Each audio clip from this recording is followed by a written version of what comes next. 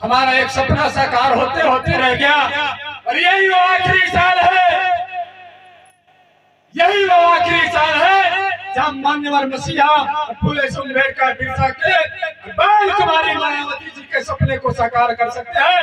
यही वो 2024 है कि अपना प्रधानमंत्री बना लीजिए और अगर नहीं बना पाए गुलामी की बेड़ियों में जकड़ने के लिए तैयार रहिएगा और गुलामी की बेड़ियों में जकड़ गए दोबारा बाबा साहब अम्बेडकर पैदा होने वाले नहीं है कि आपकी कोई गुलामी की बेड़ियां काट ले।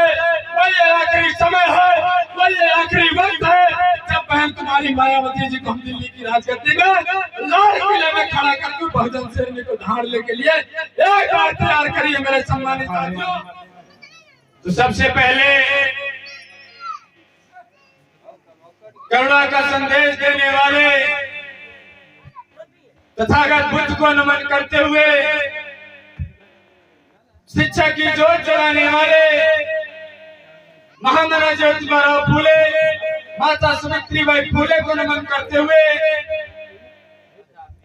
बहुजन समाज में जन्मे फूले साहू, बिरसा पेरियार, रामस्वरूप वर्मा, जननायक कर्पूरी ठाकुर, महर्षि वाल्मीकि जी महाराज, संत श्रोमणी गुरु रविदास जी महाराज, ललई सिंह यादव, वीरांगना झलकारी बाई, वीरांगना फूलन देवी, तमाम संतों गुरु महापुरुषों को नमन करते हुए हमारे रहबर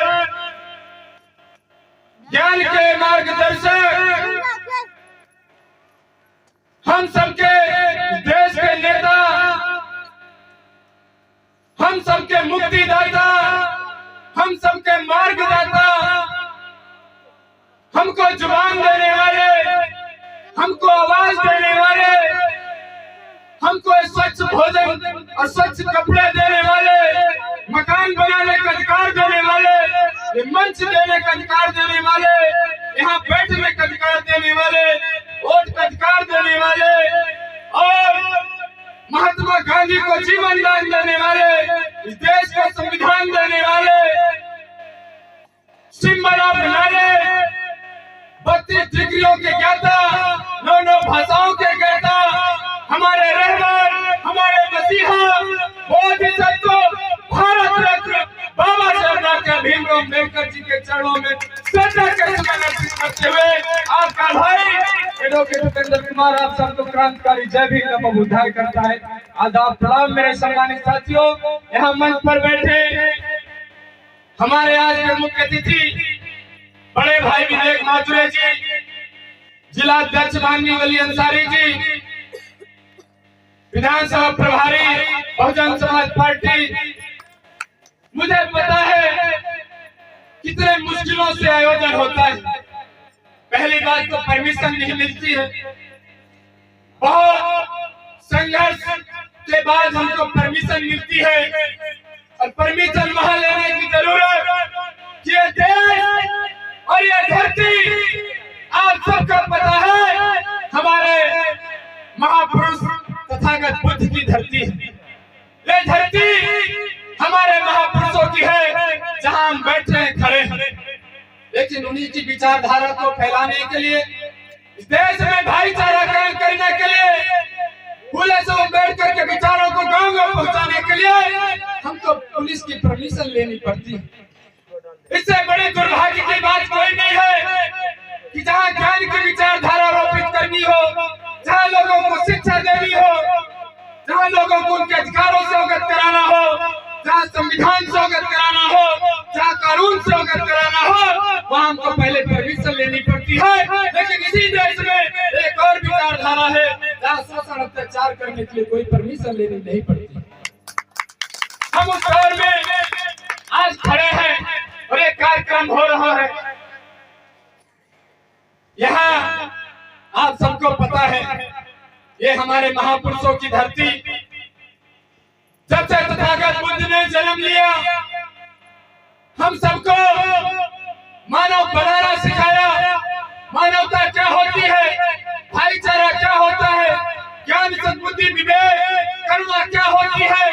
तथागत बुद्ध ने गांव-गांव जाके त्याग करके अपने जीवन का गांव-गांव जाके समझाया। भारत देश में विदेशों में जाकर के परचम लहराया।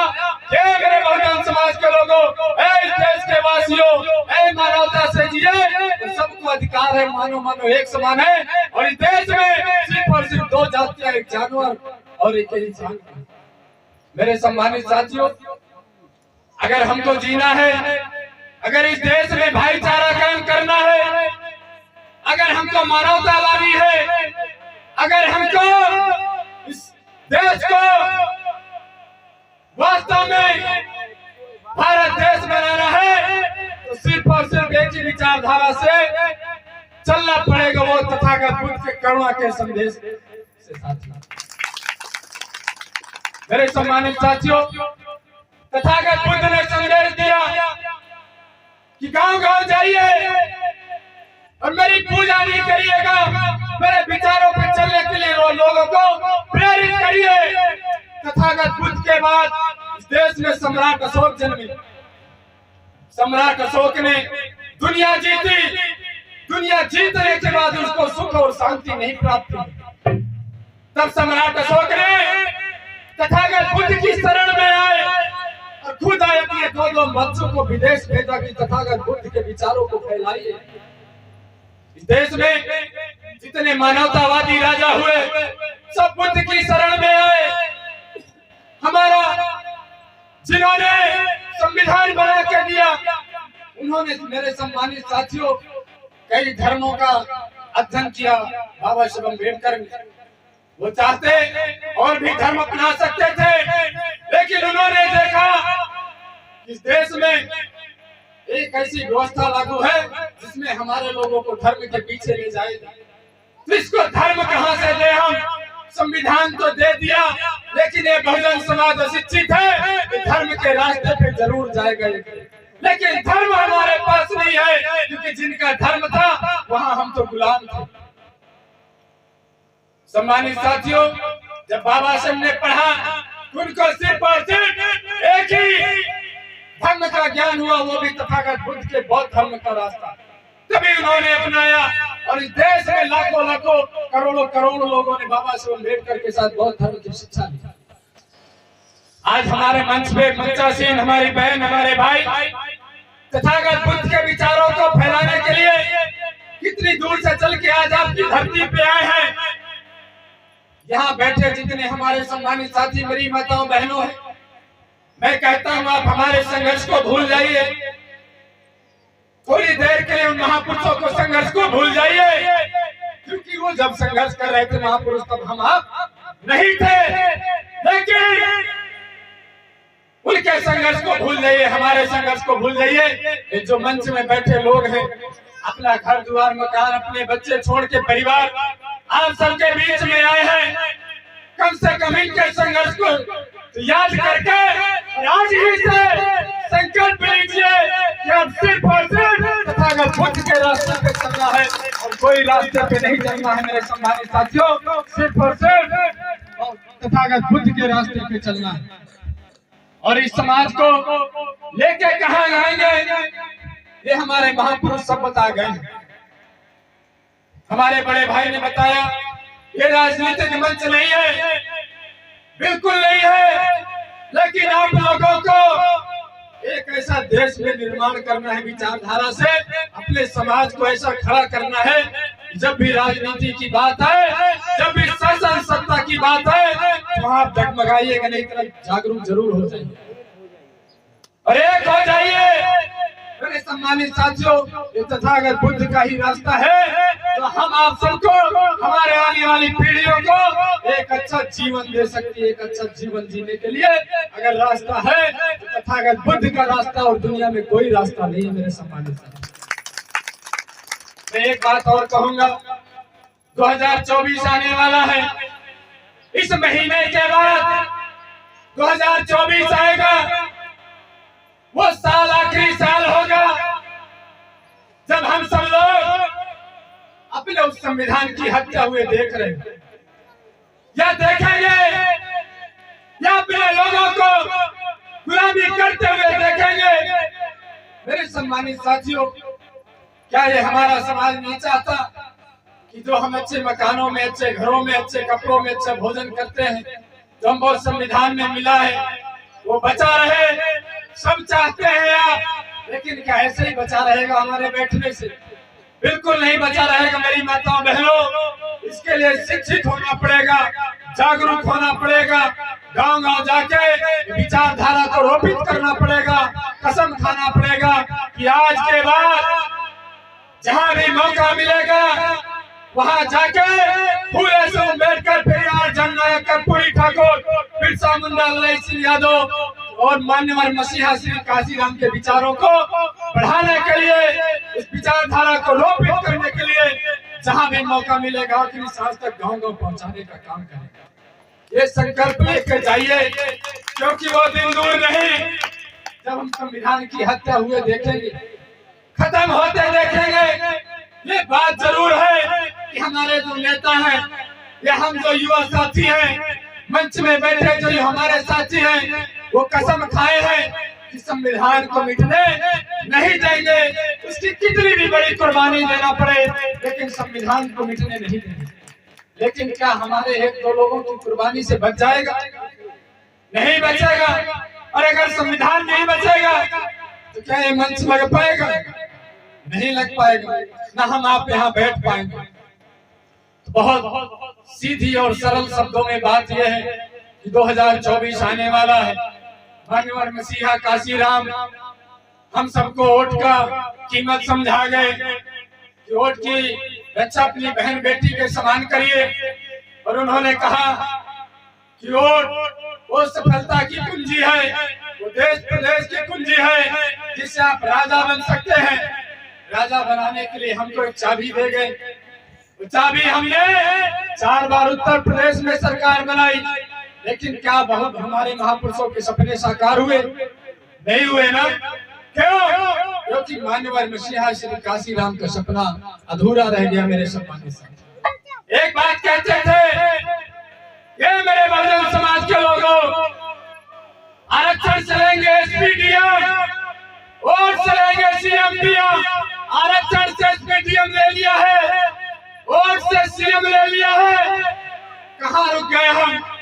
वोट से सिर्फ सीएम लेने का सपना हमारा अधूरा रह गया है। उसी का खामियाजा तो बहुजन समाज भुगत रहा है। क्या जगह जगह हमारी बहन बेटियों के साथ अत्याचार, उत्पीड़न और हमारे लोगों की हत्याएं हो रही हैं, हमारे लोगों की जमीनों में कब्जा हो रहा है, हमारे संविधान की हत्या हो रही है, हमारा वोट का अधिकार छीना जा रहा है और हमारे शरीर का एक एक कतरा, एक एक खून ये सरकार और सत्ता शासन के लोग निकालने में लगे।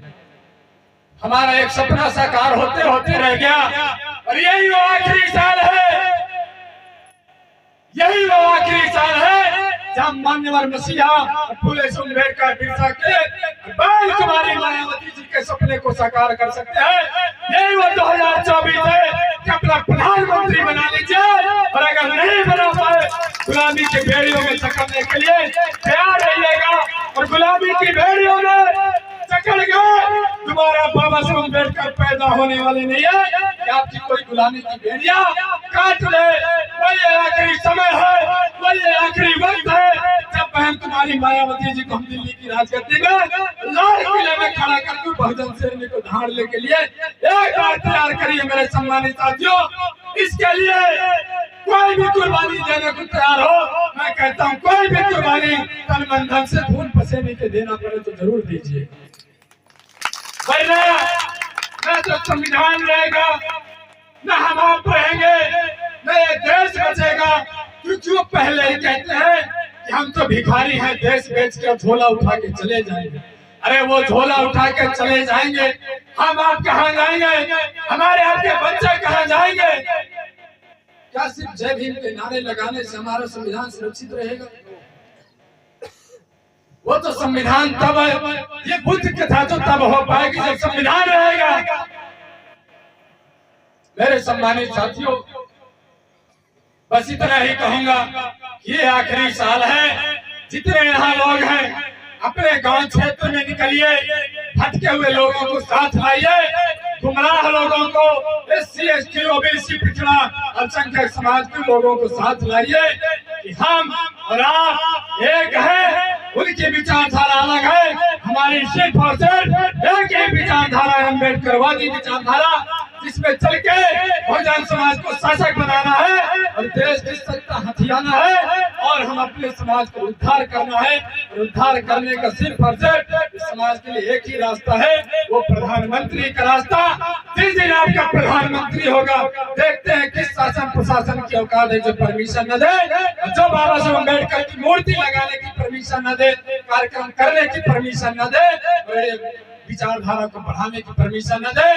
देखते हैं कौन है जो हमारे लोगों का अत्याचार उत्पीड़न करेगा। पहली बात तो भी कोई नहीं कर सकता है, जो लोग करते हैं उनका इलाज भी होता है, क्योंकि आप लोगों के ये युवा साथी हर समय संघर्ष करने के लिए खड़े रहते हैं, कोर्ट कचहरी से लेकर के।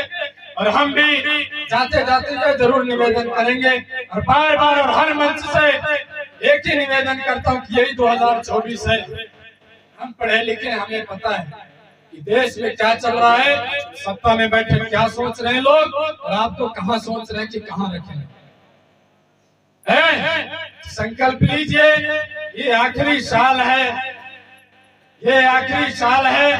हमारा क्या है, हम तो युवा साथी हैं, हमको तो कोई आएगा नंबरदार की चलो गुलामी करनी है, हम तो कहेंगे हमारा सर कलम कर लो, लेकिन गुलामी नहीं हो पाएगी।